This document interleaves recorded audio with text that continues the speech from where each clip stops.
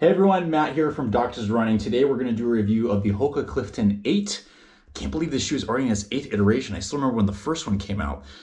So this is a slightly lighter daily trainer. It's a classic within the Hoka line.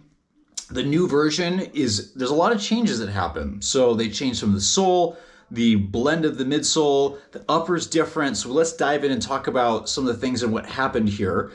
The new version comes in at about 8.8 ounces for men's size 9 and 7.6 ounces for women's size 8. Interestingly enough, I'm always interested that the stack height is only 29 millimeters in the heel, 24 millimeters in the forefoot. I think that doesn't include the insole. So I think it's higher than that because there's a solid amount of stack height here. But 5 millimeter drop, so pretty consistent, nothing's different there. The biggest differences that happen with this shoe is they changed the midsole blend, so it is much softer than the previous version, and feels a little bit more similar to the OG, so the original one, that pretty soft, something I couldn't do a ton of miles in just because it was too soft for me at that time, but I still remember being able to run fast in it. This one, obviously a little heavier, more in the trainer range, and definitely with the softer sole, feels much better on easy and recovery days and long runs. Kind of hard to pick the pace up in this shoe despite the lighter weight, and I think that's also the fact that the flexibility is surprisingly good for a max shoe in the forefoot. So they changed the way they did the outsole pattern, so the flex grooves are a little deeper, and it's interesting they're shooting off this direction more toward the lateral side, so as you toe off, there might be a little bit of guidance out here rather than through the medial side, so those people that tend to go too quick through here, this might be a great shoe. But definitely much more flexibility through the forefoot. So a softer ride, more flexible forefoot, just better for easier runs. I've tried a couple things. I've tried some up-tempo runs. I've tried to do a light tempo. I've tried to do some hill repeats. Really best for easy days and long runs unless you're coming from a much heavier shoe. I think the Rincon or the Mach 4 or the not the Clifton, the Rocket X, are going to be better options for running fast. This one's going to be your slightly lighter daily trainer. So that's for the sole. The upper's seen some big changes. I'm really used to Hoka fitting much more snug and narrow, and this surprisingly had much more volume throughout the length of the shoe.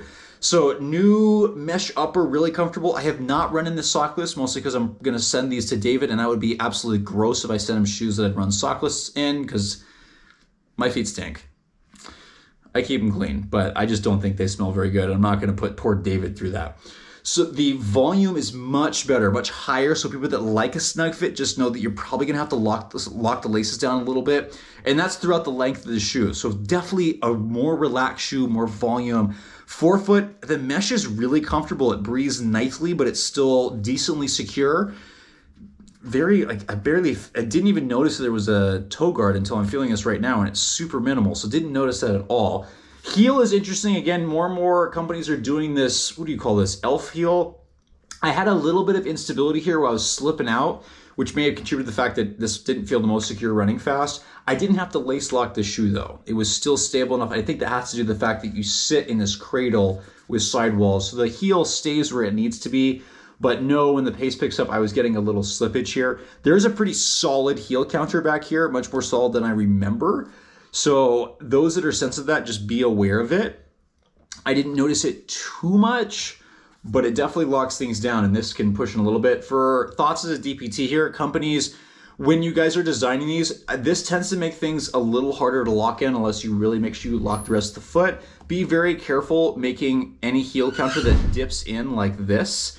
That's going to dig into the Achilles, so be really careful with that. Not this shoe, but we had another shoe that was just sent to us that I could not run in for that reason. It was digging into my Achilles insertion too much because the elf heel was so much and it was unstable otherwise. So just be careful with how you design that. You really want to make sure that's open so there's no impingement on the Achilles tendon, especially at that distal point where people tend to get more tendinopathy and tendinosis-like issues, tendinitis if it's short term. This is a typical rockered shoe. I mean, it's not too crazy. This slightly early version, I like this. It's a little bit more transitional compared to some other companies that seem to be doing the toe spring later and later and later, which makes the shoe really aggressive. And if you do it too late, it feels like you're going over a speed bump. This, not at all. I think the transition through the shoe is super smooth, made even smoother by the fact it's softer. And again, I really like how the toe spring set up here. Heel bevel is usually pretty good. Even it compresses even more because of the soft midsole and the new EVA blend.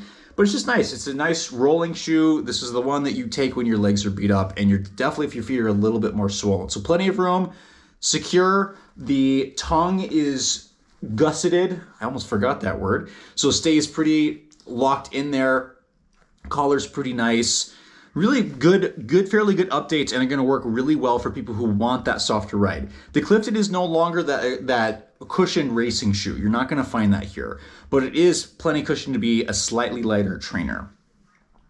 I am really interested, again, Hoka, the uppers are growing so well. I remember, to be honest with you, the uppers on the early Hokas were not good. I did not enjoy them. It was like wearing an awkward shoebox.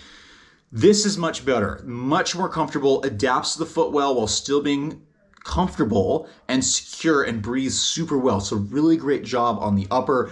The one thing I have to caution about, another thought as a DPT here, the ride is softer, which any softer shoe is going to be inherently more unstable. Even with things like sidewalls, which Hoka typically does, the cradle, a heel counter, when you land and you do that, and it's not going to cause instability for those who maybe have a little bit more stability issues down here. It's going to cause more instability issues for those who maybe have some tendon sensitivities, and we know that excessive vibration can definitely irritate tendons a little bit. So those who land, just know that it's going to be a little bit softer ride. You're going to get a little bit more motion, but your foot's still going to be locked down up front. A slightly softer midsole is always going to mean things are going to move just a bit more. So for me, I noticed my Achilles got a little bit sore in this shoe, but that's probably because I'm overly sensitive. I think a lot of people will be just fine with the way the shoe rolls forward, but just know if you're sensitive to a softer ride, just know the Clifton 8 got softer. I am very curious, again, that they changed the grooves here to facing a little bit more lateral. So those people who maybe have a problem with their first toe with like a hallux valgus or something like that and they can't get a lot of motion through there, that might be a nice shoe because it'll probably direct you to go a little bit more centered off the front of the shoe. And especially with the flexibility here, some people may like this. Others, if you don't want any flexibility, this might be something to be cautious with, but some people who want a toe spring with some slight flexibility, maybe they've got a little motion in their toe, so they want to keep it a little bit, but not enough for a normal shoe. This is a nice blend where you still got flexibility here and can still roll through this. Again, for that reason, with the flexibility and softer ride, much more of an easy day shoe, but going to fit a unique population much better. So interesting overall. It's interesting to see that it's softer now.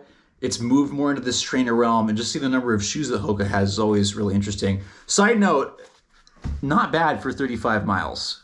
Previous Cliftons that I've run in, I have chewed through this in much less time. So to only see this much wear is pretty good. Just know that because even though there's more midsole, the shoe's still going to break down. So I would expect like 300-400 miles out of this kind of shoe, which is fairly normal and normal for me. People who land lighter might get more miles, but most of these midsoles, because they're lighter, with a higher stack height, they're still going to break down at the same rate. So that's first review of the Hoka Clifton 8. We'll have a couple other, especially David, getting some miles on these as well if we don't get him sent one brand new. But just good to see Hoka's moving in the right direction. The upper, definitely. It's one of the biggest things. Just be cautious of how soft the sole is.